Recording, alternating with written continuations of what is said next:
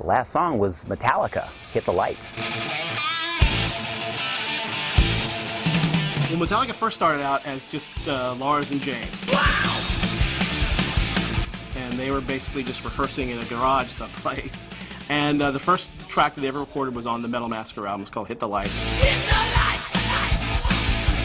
Hit the lights!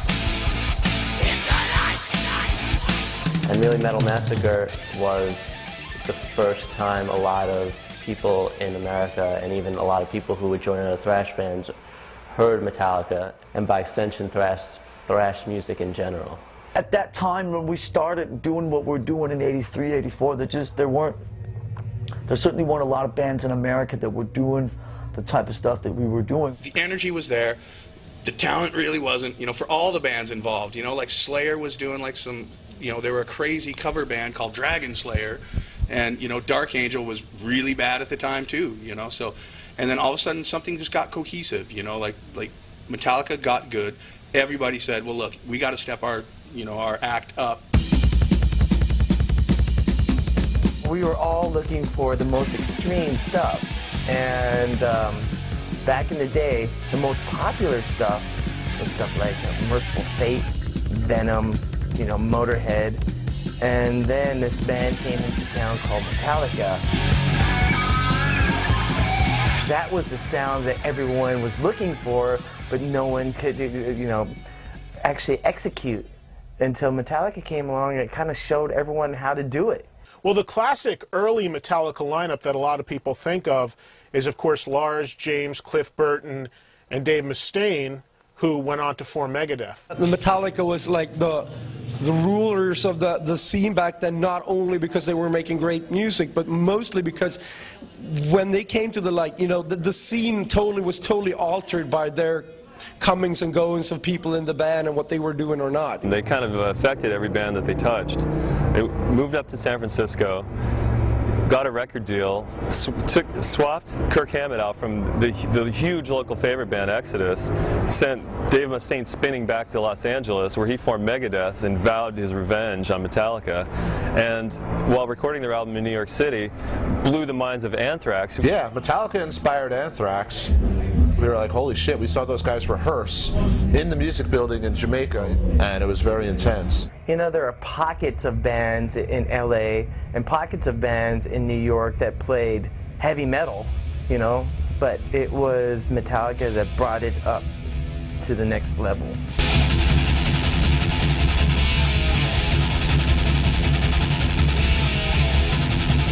Here was this scene that was, if you listen to the rock and roll drum beats, were pretty tame, and then all of a sudden you hear this, and you're like, whoa, what is this new sound I must take in? And they were the first ones to do it. Metallica was all about the brilliance of that crunchy fucking guitar before anyone else had it.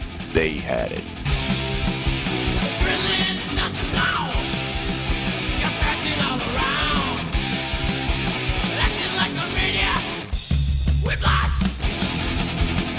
Thrash was an evolution. It wasn't created. I think Metallica, especially with Kill 'Em All, turned everyone's head. The impact of Kill 'Em All, the very first album, just blew everybody away. It was just so far ahead of its time. It was the ultimate thrash album. After Kill 'Em All came out, all the bands, the independent bands that got signed afterwards were just totally fast, you know?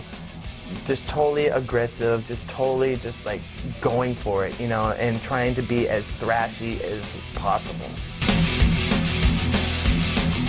Metallica helped define thrash metal. I mean, they were one of the first bands to blow up big with it, even when we didn't know how big they were going to get, you know, but with every record, they were just redefining their sound and redefining what was going to be the new trend in thrash metal. They had all this amazing stuff going on, and it would be almost impossible to think what could stop that momentum. It would have to take something truly catastrophic.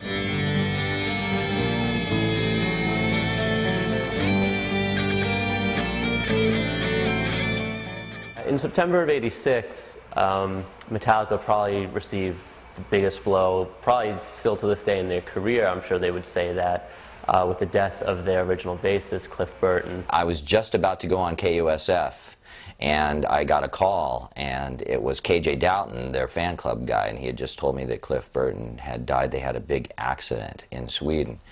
And I went on the air, and I couldn't talk for a couple hours, and a lot of people had learned about it, and it impacted more people than any other event I can ever remember, because most people our age had never dealt with death, had never known anybody who died. When you talk about Cliff Burton, this was a guy that had his feet firmly planted on the ground, and it didn't matter if his popularity and success was, to the moon.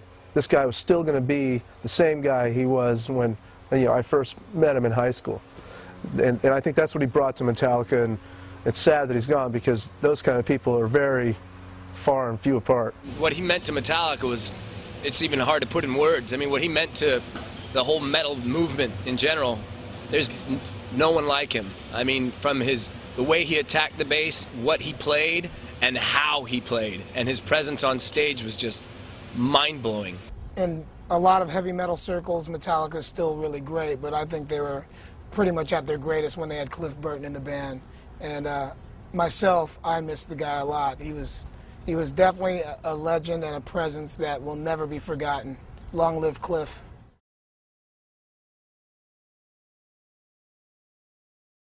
You saw them kind of gradually move away from thrash.